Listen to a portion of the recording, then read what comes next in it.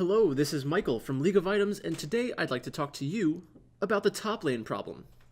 The primary complaint of top laners is, why can't I play the champions I want? It's not fair. Everyone else gets to play their favorite champion. Why can't I? I call this the I'm a one-trick player problem. Too many players have forced themselves to become one-tricks because they think it's the only way to climb. Although being a one-trick is beneficial when learning how to play the game, you cannot assume this will be a viable climbing tool, especially if that champion is easily countered. This problem was mostly created by the lone wolf mentality formed when top lane was an island in every single game, but that's a separate issue. If you want to play Champion X in your next game, no matter what, you're creating the blind pick problem. The blind pick problem is caused by insta-locking your champion regardless of matchup. This is another huge mistake and should be punished. Whenever you blind pick a champion with bad matchups, you are giving the enemy team the opportunity to counter you, and you probably deserve to lose.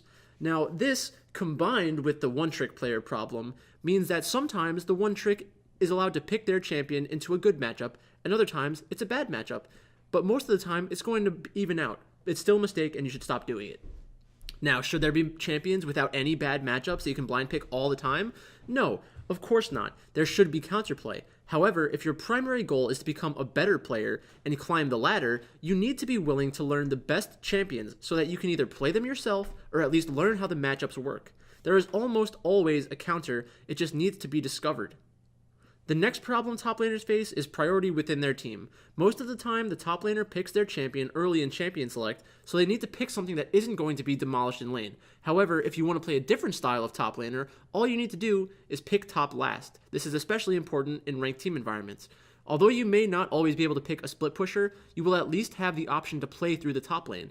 And if your team isn't going to change their style, and you're just going to constantly team fight, then yeah, you're going to be stuck in the same meta as everyone else, picking champions like Gangplank and Gnar and Camille, and playing a cookie cutter game that's the same as all the other ones, but you think somehow that's creating an advantage for yourself, when obviously it's not.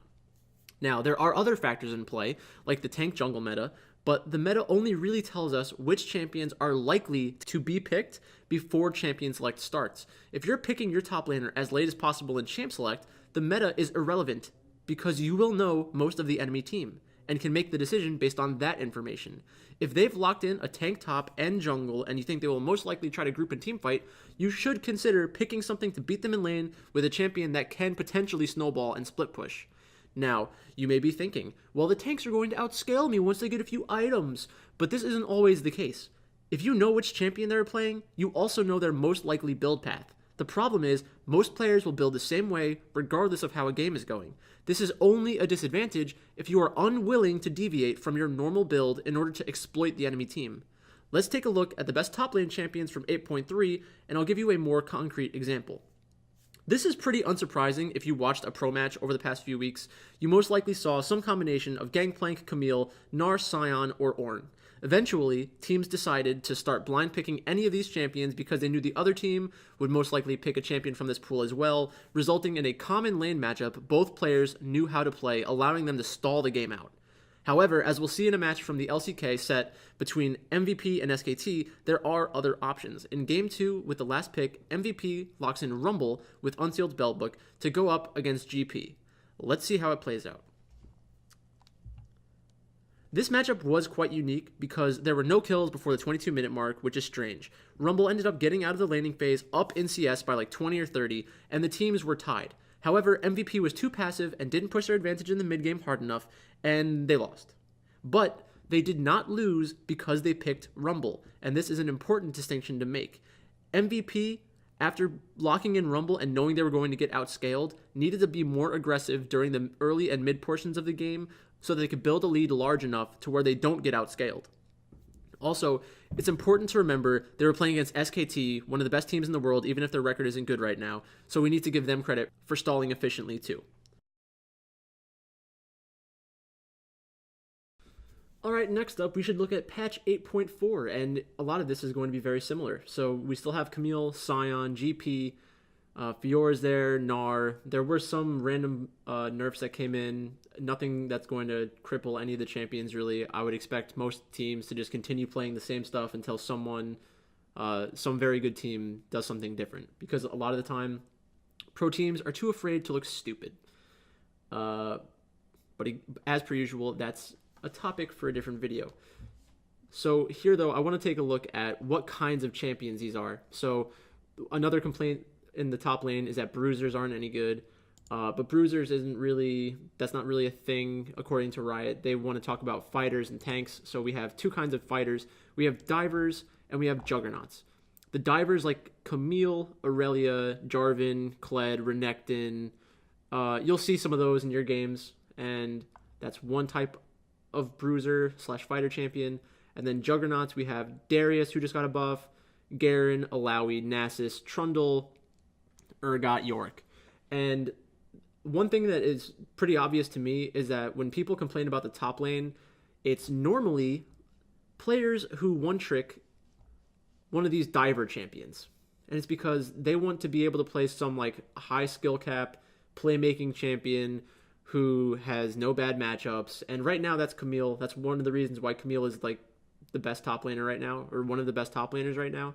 And yeah, I mean, boo-hoo, big deal.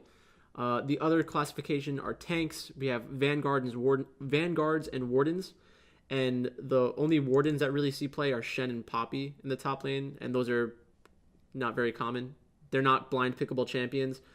And again, like I talked about earlier, most of the time teams come into a match wanting to take their top lane in the first 3 or 4 picks in first rotation. So Poppy and Shen, you're not going to see them unless it's in response to something else. Like if they think they can get away with playing a Poppy or Shen for some reason. And then last up, we have vanguards. And a lot of the abusive champions right now are actually considered vanguards.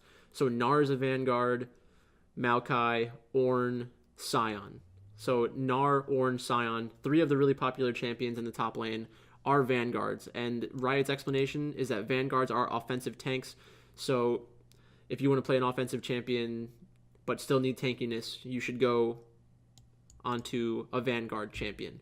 The strange thing is that Camille really does kind of function as a tank, because even though she doesn't need to build much, she has the strong initiation tools, so she can E in or ult somebody and dive pretty effectively.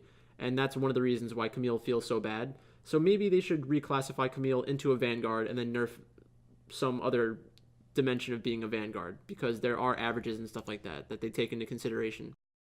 So now if we take a look at Camille, one of the best top lane champions, kind of the gatekeeper for top lane. If you can't beat Camille, you're going to have a tough time, because if you're trying to blind pick, then they can just lock in Camille and you're going to have a bad time because she's a really strong champion. So Camille normally goes Triforce, Ravenous Hydra, and her third item is very flexible.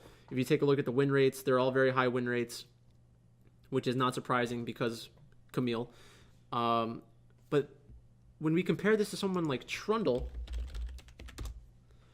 we see something similar. Like Trundle has decently high win rates on a lot of his items once he gets to this point.